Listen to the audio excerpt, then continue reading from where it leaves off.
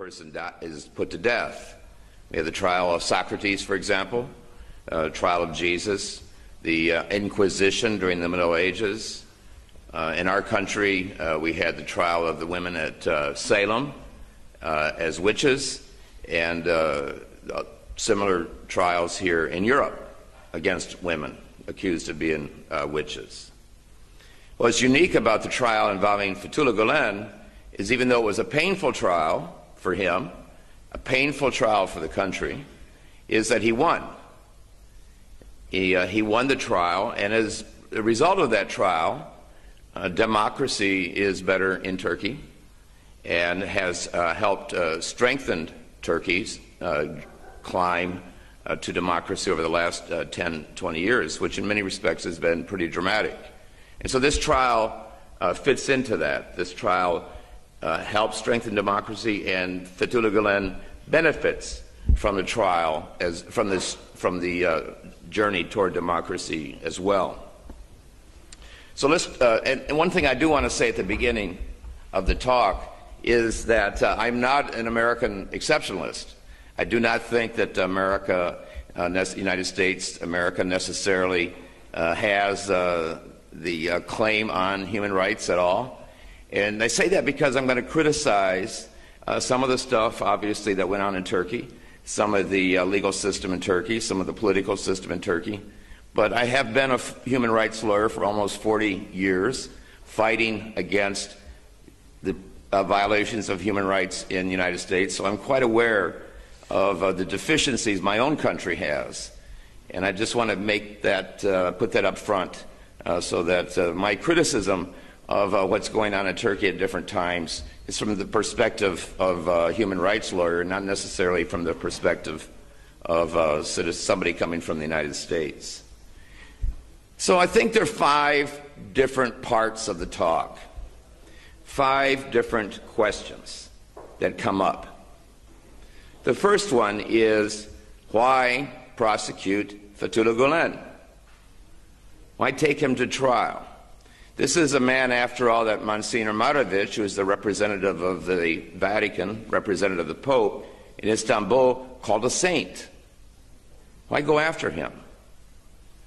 What was the charge against Fethulah Gulen? Who was the opposition to him? Who were the actors? And what was the wild card? The wild card is like the Joker, right? When you're playing cards or a game, it's the card that comes in and changes the dynamics of the game. And there is a wild card here. So, first question, why prosecute Fethulah Gulen? And why also go after the organizations associated with him? You know, the Fethulah Gulen represents a movement and is a spiritual leader, in a sense, a spiritual motivator of a movement, a form of Islam in the Sufi tradition that's very tolerant, very much believes in ecumenical activity, talking, relating, having dialogue with people of other religions. Very much believes in the interplay of science and religion, that they go together and complement and help each other. It's a movement that calls itself civil society movement that's inspired by Fethulah Gulen, in which Hizmet is very important, in which education is very important. I was at a school today just down the street sponsored by the movement. And I've been to a number of schools actually around the country, and in Texas, where I'm from, we have 26 Harmony schools, they're called. And there are 20,000 students in those schools and 30,000 on the waiting list. So that gives you an idea of how well respected these schools are in Texas and in the United States. There are more than 1,000 Gulen-inspired schools around the world in 130 countries. And when the schools began, they emphasized, of course, putting educational facilities in the Kurdish area of the country. Kurdish area of the country because that traditionally had been an area of the country the state government had, the national government had neglected. And it was also an opportunity to give young women the chance to go to school and give them a place where they could go and get an education rather than having to get married at 14 and 15 and deal with a family at that age. So there were opportunities that were brought through education, and because of the importance that education has in the movement. And schools, as I say, in 130 countries all around the world, Africa, Asia, Pakistan, which only has madrasa schools. There was an article in the New York Times a few months ago about the importance of the Gulen School in Pakistan in terms of teaching tolerance, teaching the importance of the division between religion and state, teaching people the importance of learning how to apply critical thinking and science in their lives. The foundation, the movement also sponsors a different benevolent, charitable foundation. Kimse Yakmu, if I said it right, Solidarity and Aid Association that collects and provides money in national disasters.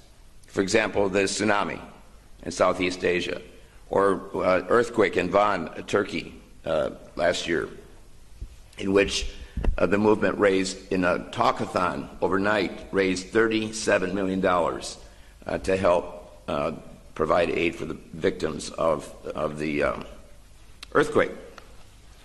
In fact, the movement actually, I heard the reference to Helen Rose Iba, who was here a few months ago.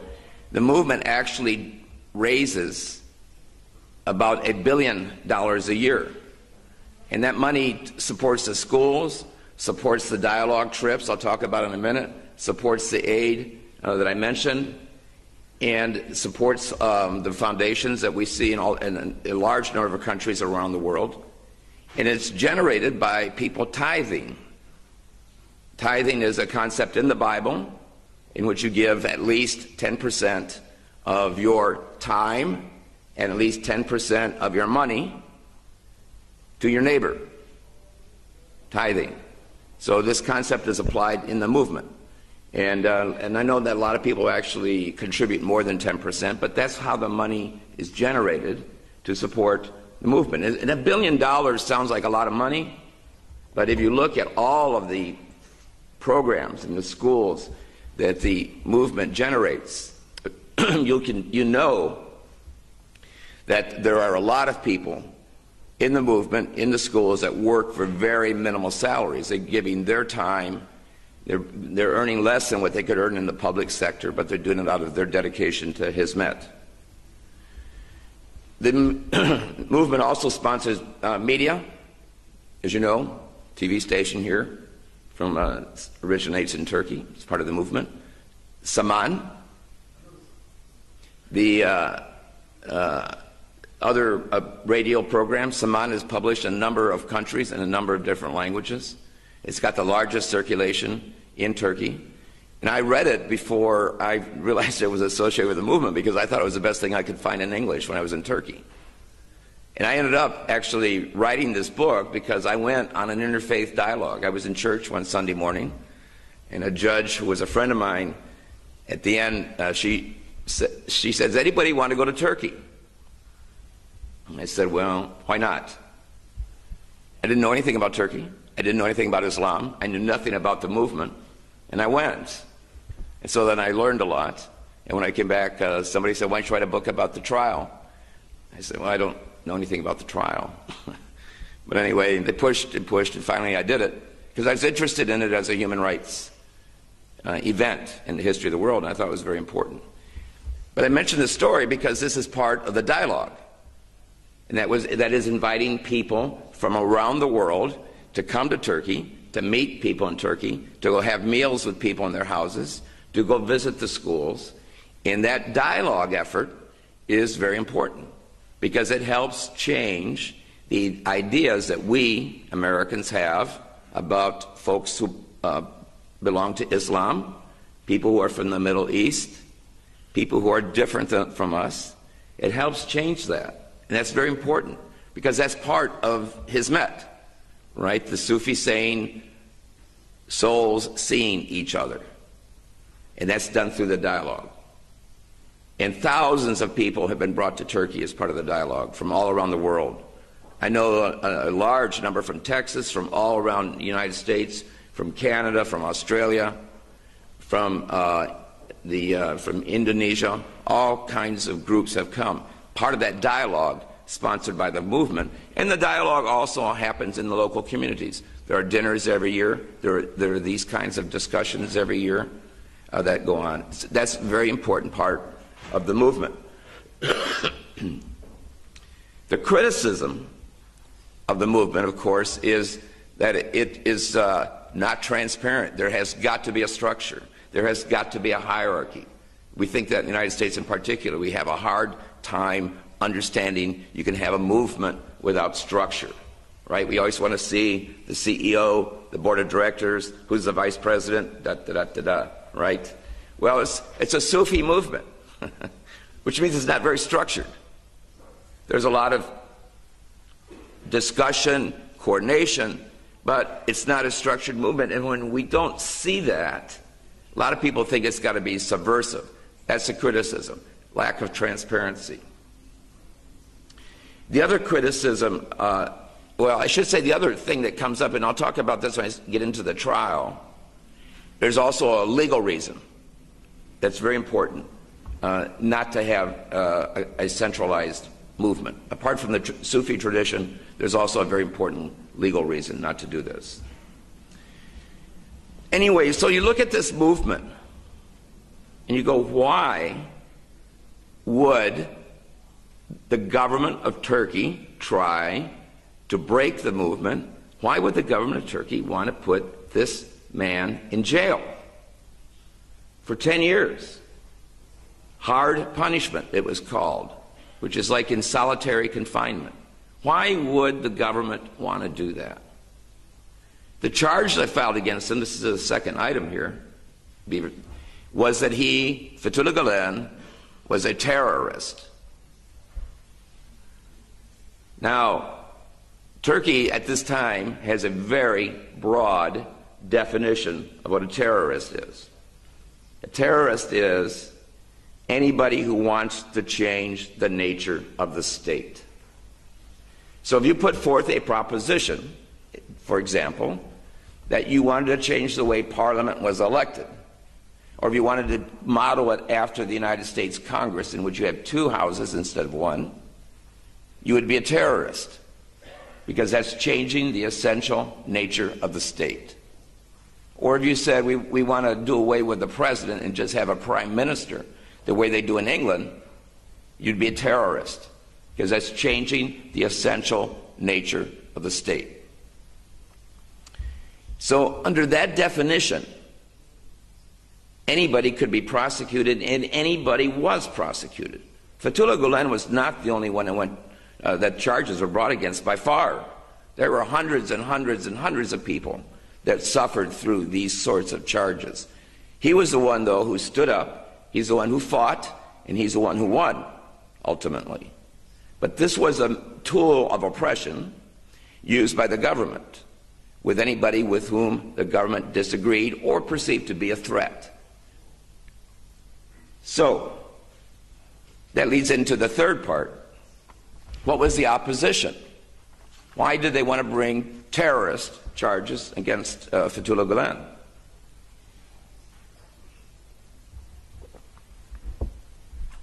The first part, I think, is the economic interests that were at stake. What happened, of course, with the movement is that it emphasized education. It emphasized getting into the economic world, make money, give money back to the movement, create a middle class, advance yourself. And the movement was primarily centered in the beginning in Anatolia. The wealth of the country was concentrated in Istanbul. A lot of you have heard white Turks versus black Turks. Right? The money was concentrated in Istanbul. So there's only so much of a pie. right? So if the people in Anatolia are getting organized and saying we want a piece of the pie, that means the folks in Istanbul, the power structure, has to give up some of the pie. And people don't like to give up their piece of the pie. That's part of what's going on here. This economic change in the country, the threat. People got accustomed to their standard of living. Then you also have the whole issue of the military come into play. And as you know, the military have been a strong driving part of Turkey for good and for evil. The military has intervened in the country anytime it doesn't like what the politicians are doing. You have the bloody coup of 1960, in which the prime minister was hanged. I mean, can you imagine? You hang the prime minister. What a message that sends. And two of his ministers. You have a coup in 1971, another bloody coup. You have another coup in 1980, almost every 10 years. And then you have the soft coup, as it's called, in 1997, February 28th. So why does the military care? Why is it intervened so often? Why is it scared of politicians elected by the people? Because of their economic interests. The military in Turkey, as you know, if you ever traveled through the towns, have a very nice gated community that they live in, full of privilege, nice houses, they have their own shopping centers, their own schools, their own school buses. And you can see them taking their kids on trips on their school buses. It's a life of privilege. Beautiful pension, retire early, have a nice pension. And I forget what the number is, but it's like 3 to 1 have ranks. It's like for every soldier, there are 3 generals or 3 higher officers. So it's stacked in a way that you're there for a while and you make a lot of money and have a nice pension. Apart from all of that, the military engaged in a lot of under-the-table corruption. The military, let me put it this way. When President Eisenhower, who was the general, of course, here in Europe during the war, when he was our president for 8 years, when he left office, he gave a speech. And Eisenhower said, the greatest threat to a democracy, the greatest threat to democracy in the United States is a military-industrial complex. When the military and industrial complex work together, it's going to that adversely affect and undermine democracy. As you know, America did not pay attention to President Eisenhower. Since his time, we've been in Vietnam, Afghanistan, Iraq, who knows where else. Same thing happens in Turkey. The military used to get 40 to 45% of the state treasury every year without having to justify its budget. It was just a check. Here you go, military, here's your 40% of our money this year. No accountability. So the military got wrapped up. Mercedes-Benz is a company that the military heavily invested in. Then not only are they doing this, but then you see this cross-pollination, if you want to use that word, where the retired generals would then go sit on the boards of the TV stations, the media, sit on the boards of the banks. And so you have that going on. And any time that something happened that threatened the banks or threatened any of the companies, then the military might intervene and help out. And then you have this whole problem, in a sense, of the looting of the treasury that went on and here's where I think is an important factor. The World Bank comes into Turkey. This is the time, I'm going to talk about this, that there began a vicious media campaign against Fethulah Gulen.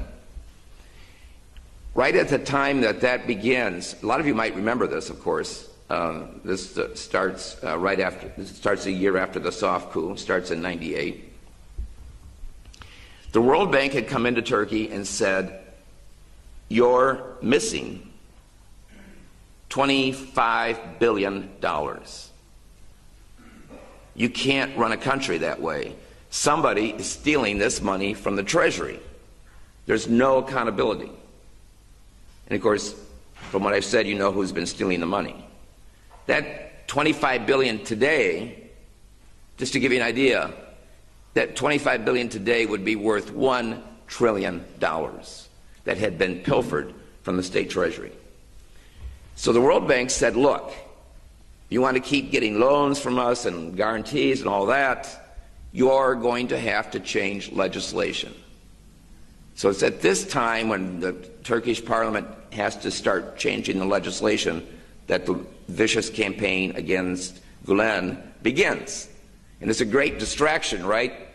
To have the media, the people have to pay attention to what's going on with regards to him, and then they won't pay attention with what's going on with them and the World Bank and the legislation.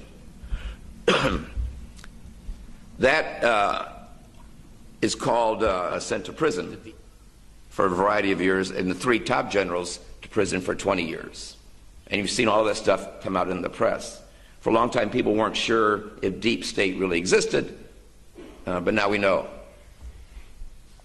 One of the targets in the deep state, both at Ergenekon and in Sledgehammer, was Fethulah Gulen, to get him out of commission. Everybody had an interest in getting Fethulah Gulen out of the picture. Another one that comes into play, I think, is a whole...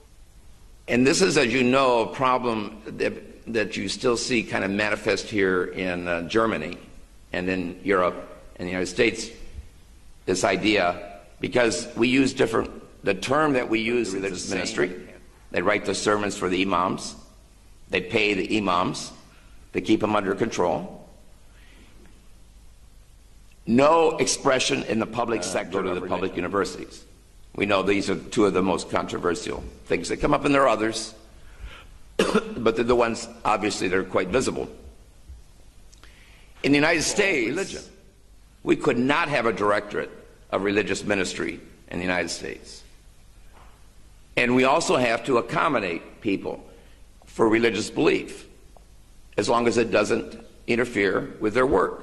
So when I'm flying over here, and I go through security in Houston, so when somebody says they're changing the secular nature of the state in Turkey, we hear it differently. I use the word secularist to make a distinction. We do know that people in Turkey are secularist, and they get very uptight too with the idea of more religious expression, more religious accommodation. So that plays into it.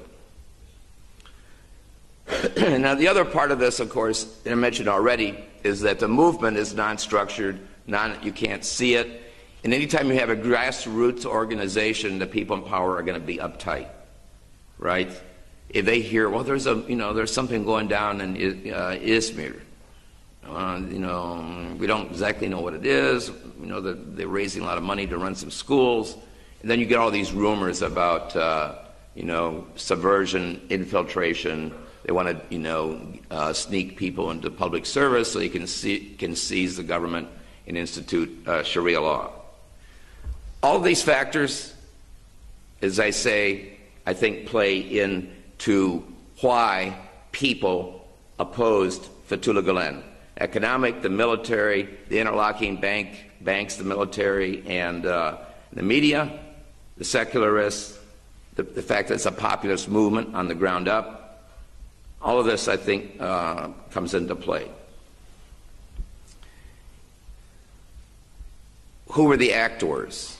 This is the next part of this. Who were the actors that brought the charges and were involved in the charges? The first group of actors here are the ones who do the vicious media campaign. This started in, first of all, there was a there was a campaign against Fethulah Gulen in 1995.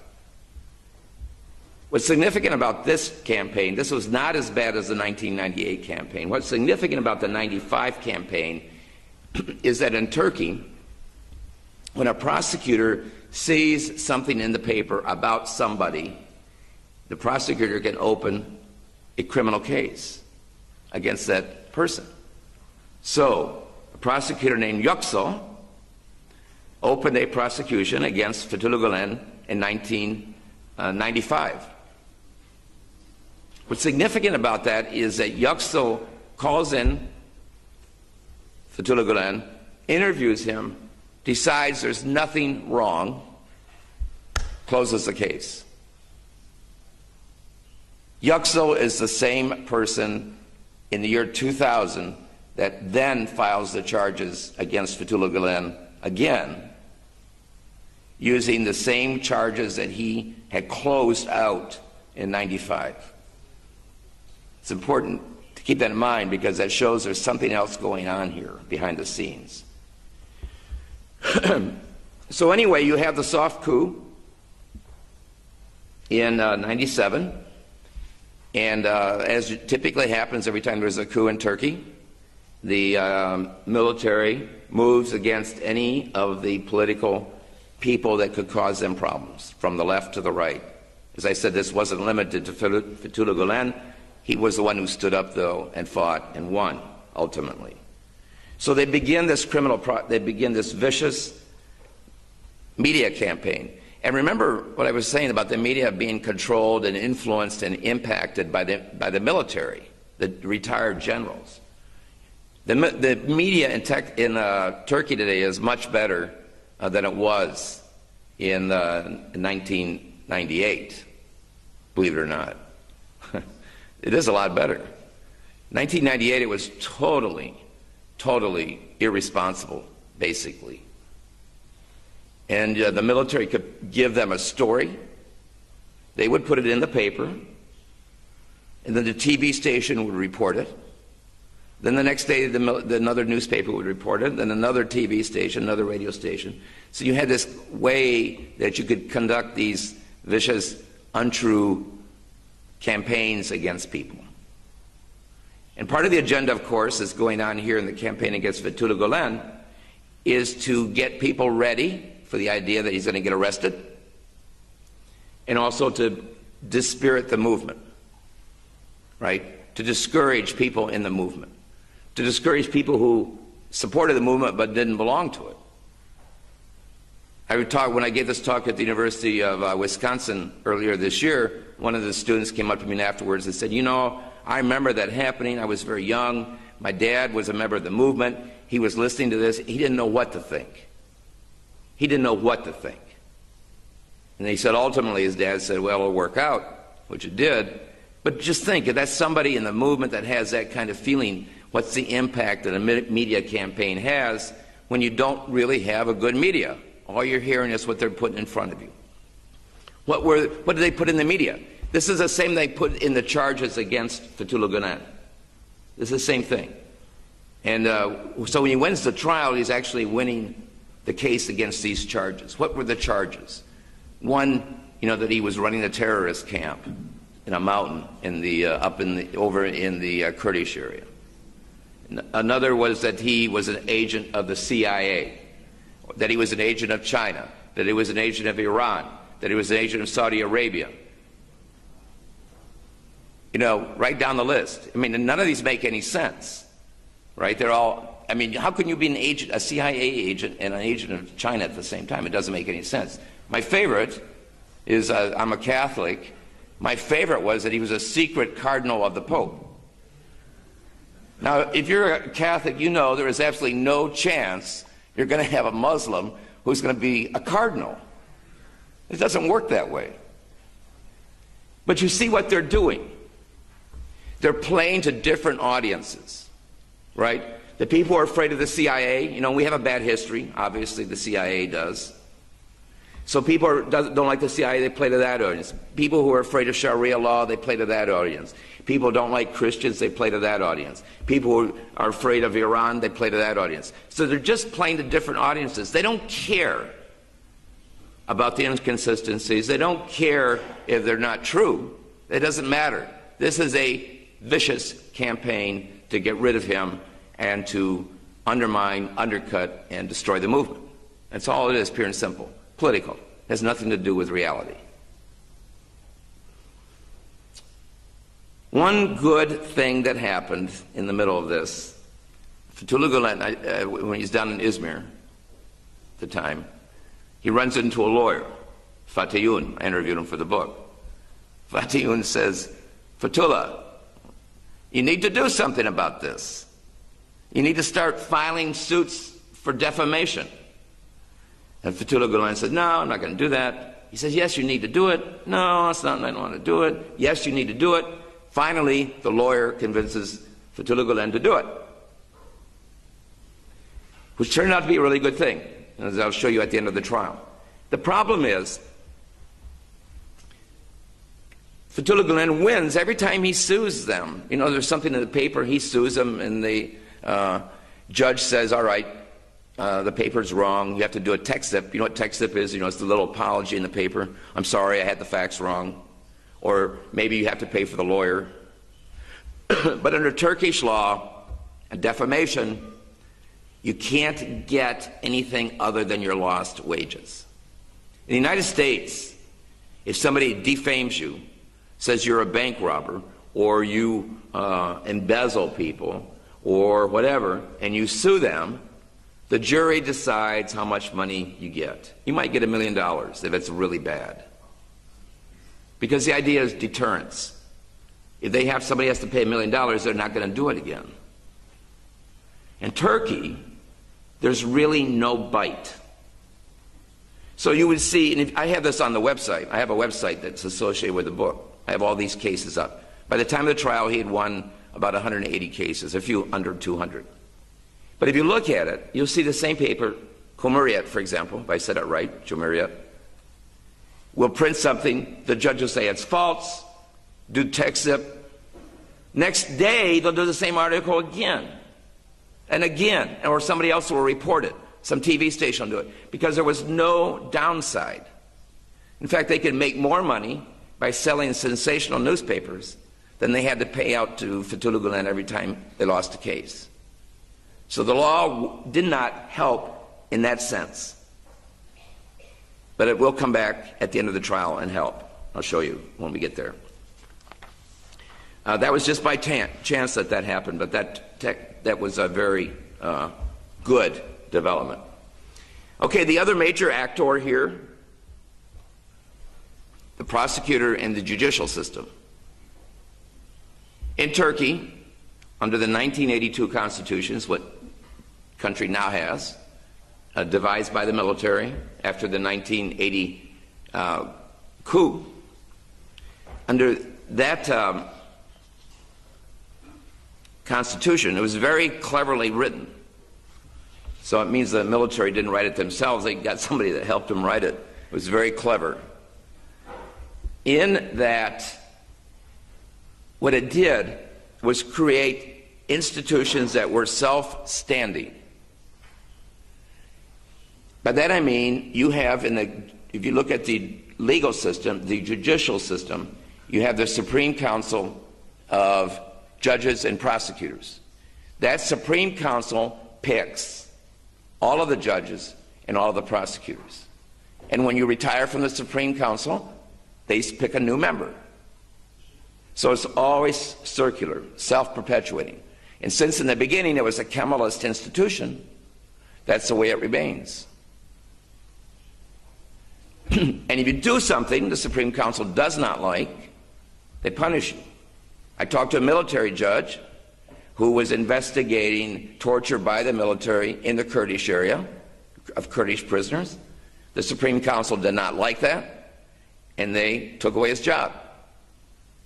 I talked to a prosecutor on the civil side doing the same thing, investigating the military in eastern Turkey, And he was demoted and transferred to Istanbul, all the way across the country. So the message is very clear. You do something we don't like, and you pay the penalty. That's the kind of control that the Supreme Council, and you know, in the 2010 constitutional amendments, that was an effort, there was some amendment to the Supreme Council, so there was a little bit more input. But at this time, there was no Democratic input, no input from Parliament. The President had a little bit, but not much. It was a self-perpetuating institution. And it creates the Constitutional Court. And the Constitutional Court, you know, has not been a very good player in democracy, right? So that's the legal system that we're talking about, that Fethulah Gulen is brought to trial. The wild card, the joker, twos are wild, whatever you want to call it, the European Union. Turkey's efforts to join the European Union made the European Union say, Turkey, if you want to join, you got to clean up your legal system. You have got to abolish military courts. You've got to ensure civil liberties. You've got to ensure due process in the legal system. And then, you know, a bunch of other stuff you had to do. They had to do about trade and relations with other countries. But in this particular context, there was a lot of push, as we will see, that plays out during the trial. The wild card. Okay, so now we move to the next section, and that is the actual trial of Fethulah Gulen.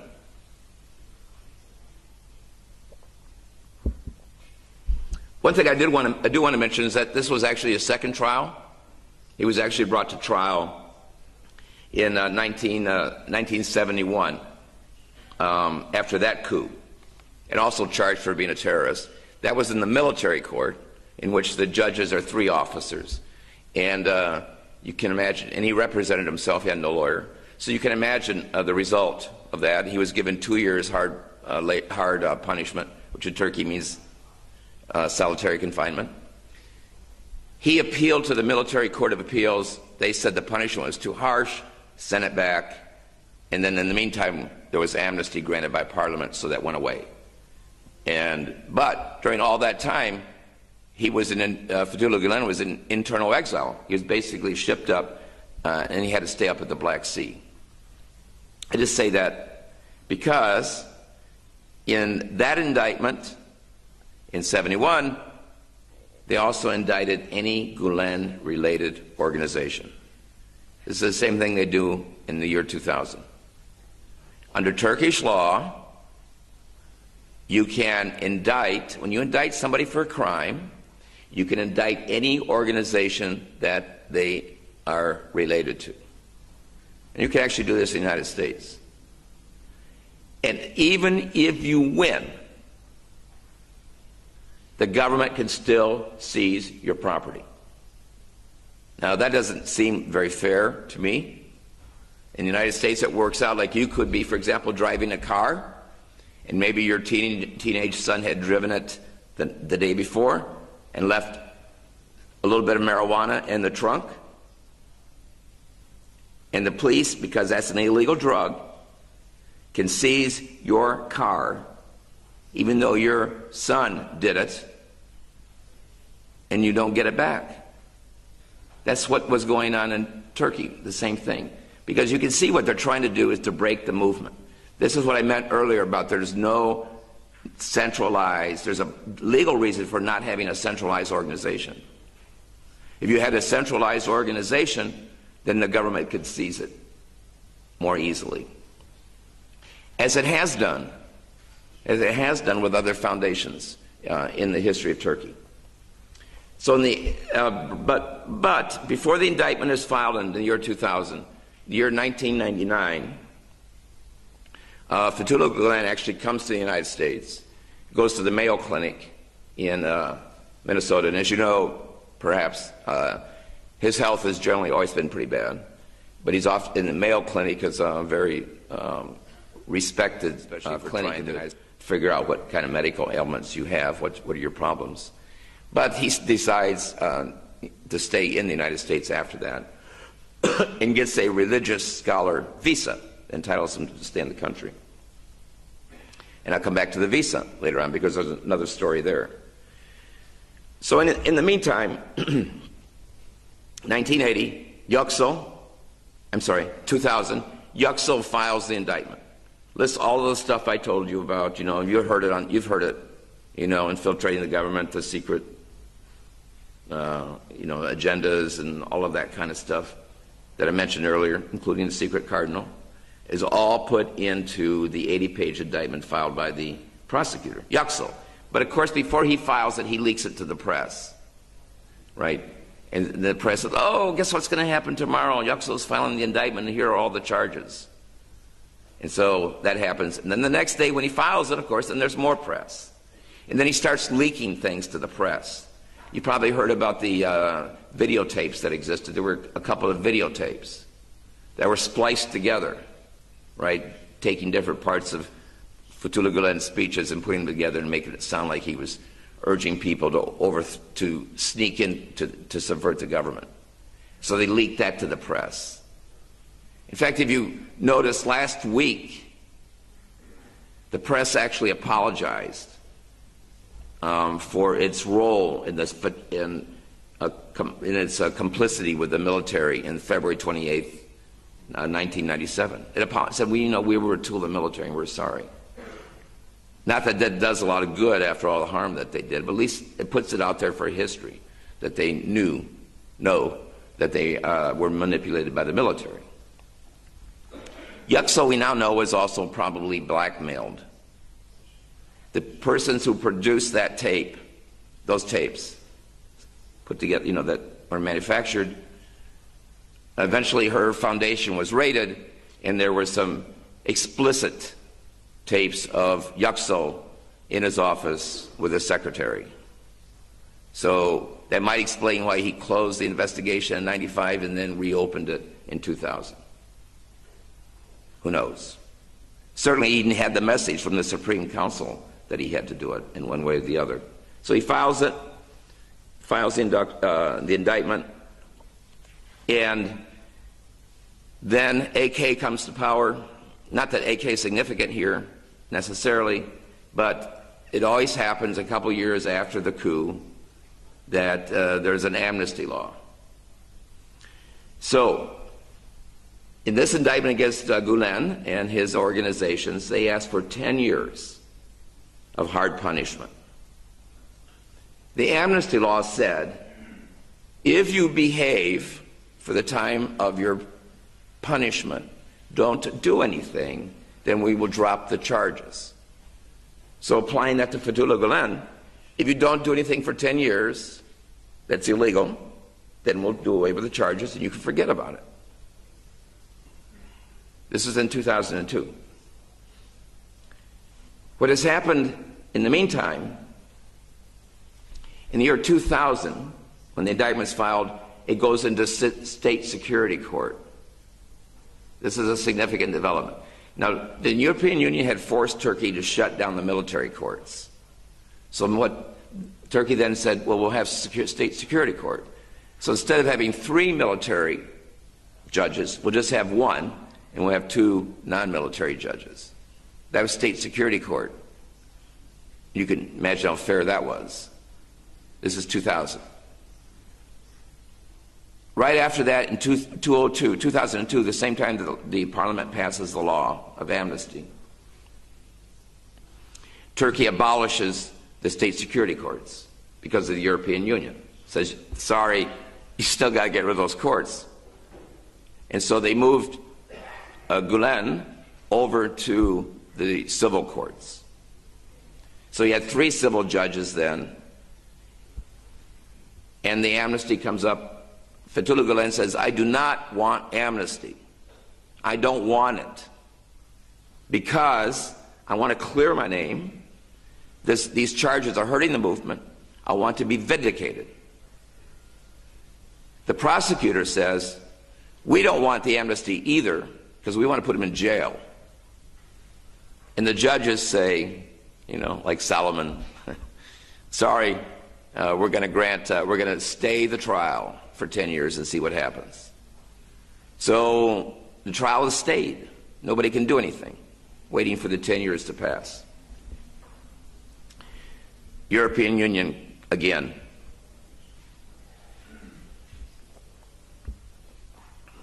In 2004, right, when 2000 he's indicted, 2002 he's in the state, he's transferred to civil court, amnesty.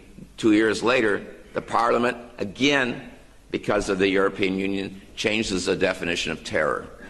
European Union says you can't prosecute people under that law because all it is political prosecution.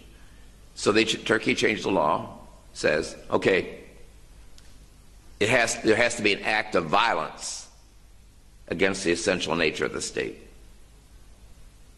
Under Turkish law, when it changes to the benefit of the person that's charged, then that person gets to be tried, gets to go to trial under the new law if it's beneficial.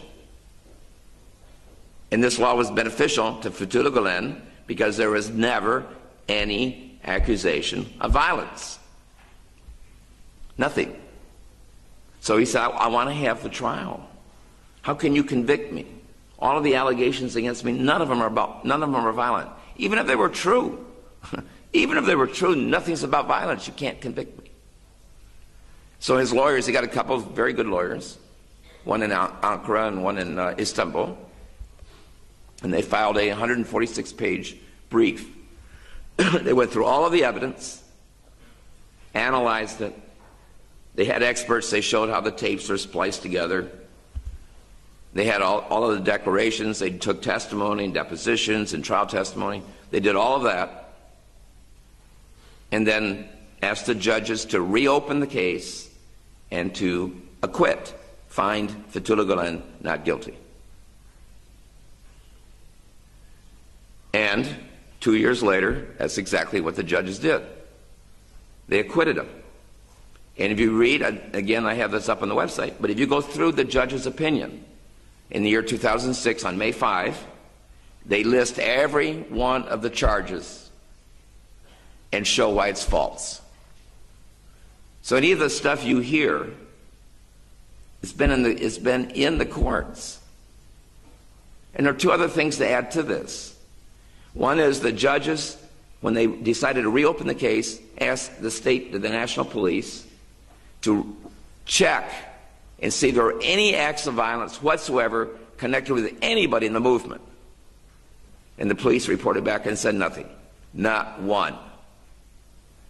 No act of violence.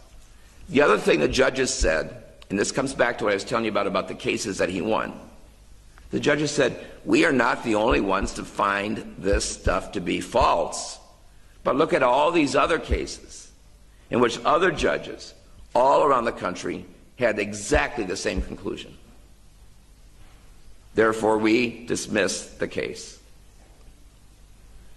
May 5, 2006. 2 years later, so the state says, we're going to appeal. We still want to put him in jail. We want him in prison. We're going to appeal. They appeal. 2 years later, there are five judges on the Court of Appeal. 2 years later, the five judges say, not guilty. They agree with the trial judges. So then you got 8 judges saying not guilty.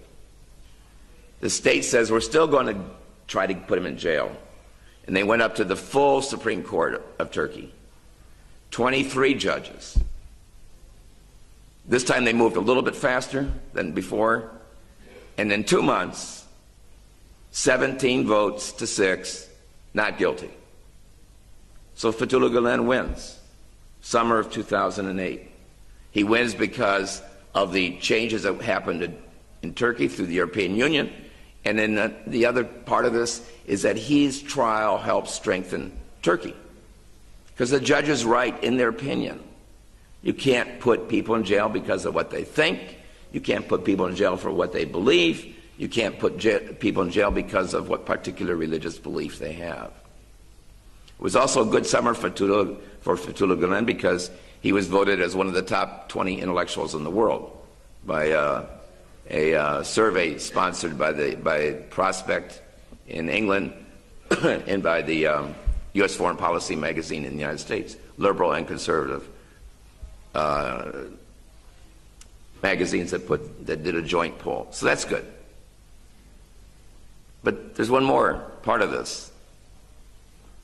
And that's what was going on in the United States at the same time. Remember I told you in the beginning, he got a religious worker, religious scholar visa?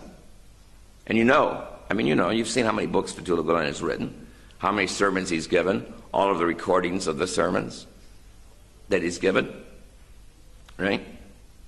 So the U.S. decided to revoke the religious status visa and say he's not really a religious scholar.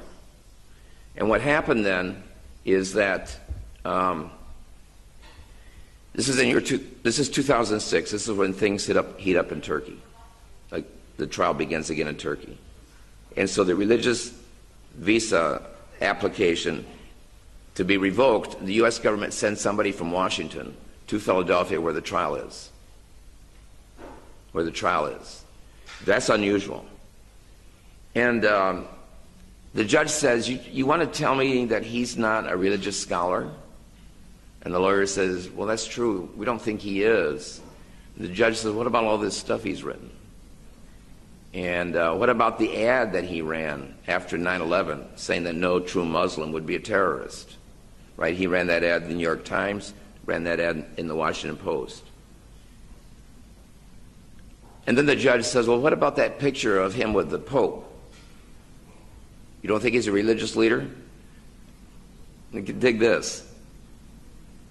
The lawyer says to the judge, we think that's photoshopped. We don't really think he met the Pope. Now, think about that. How many pictures have you seen from different angles of Fethulah Gulen meeting the Pope? Or the videotapes? I mean, it was nonsense. It was nonsense. But, that's what was going on. The American judicial system in this case was doing not a very good job, to say the least. So the judge says, the federal judge says, I want whoever's making this decision in front of me in the morning. When a judge tells you that in the United States, you're in trouble. I want whoever's making the decision in front of me in the morning. You're in big trouble if you're the lawyer for that person. She says to the judge, the lawyer says to the judge, Your Honor, that person is so high up in the American government, I cannot bring him here. So it comes down to two people making the decision. One was either Vice President Cheney or one was Secretary of Defense Rumsfeld. Why? Well, in 2006, the trial heats up in the effort to put Fethulah Gulen back in jail.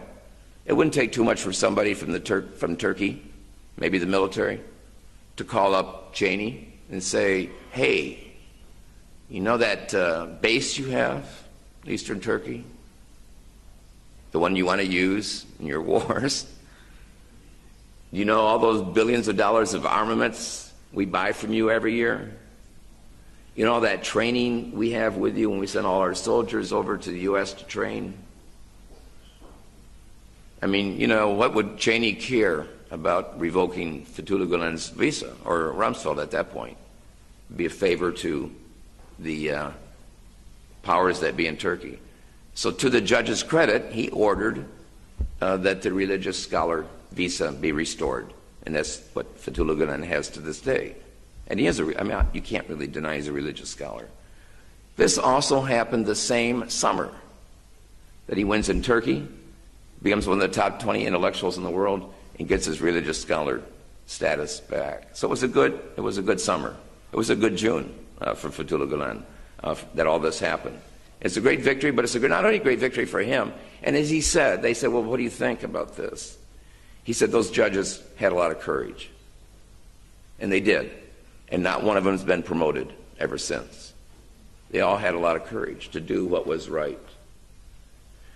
In the course of doing the book, I talked to a lot of people. A lot of people had suffered quite a bit during the coups. A or during the military governments that followed. Some people had been in exile. Some people had friends or family had been killed.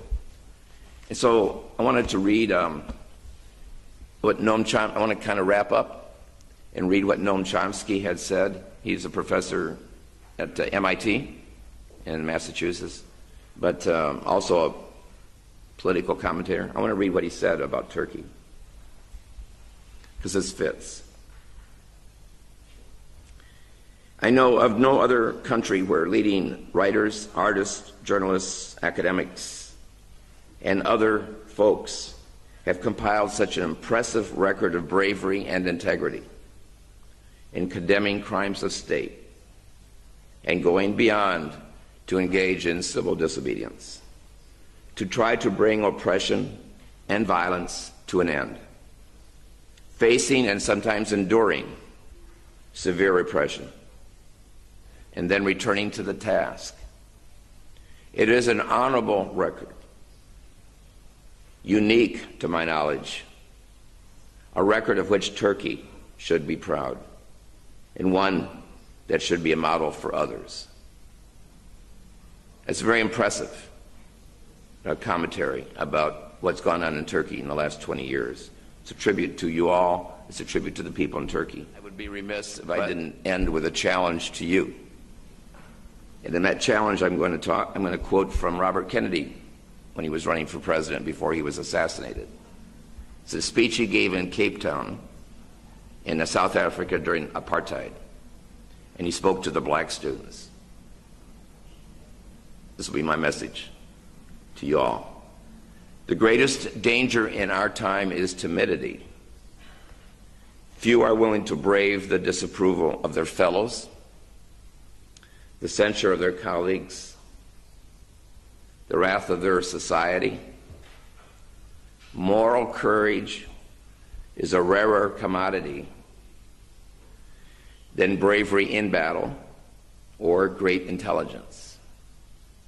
Yet moral courage is the one essential, vital quality of those who seek to change a world that yields most painfully to change. Those with the courage to enter the moral conflict will find themselves with companions in every corner of the globe.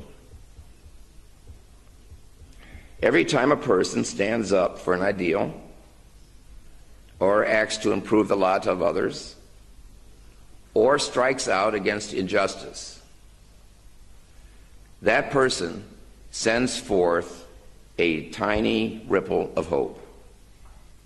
And crossing each other from a million different centers of energy and daring, those ripples build a current which can sweep down the mightiest walls of oppression and resistance. That's your job, it's my job, and I'm happy to be here and share it with you as moral companions. Thank you.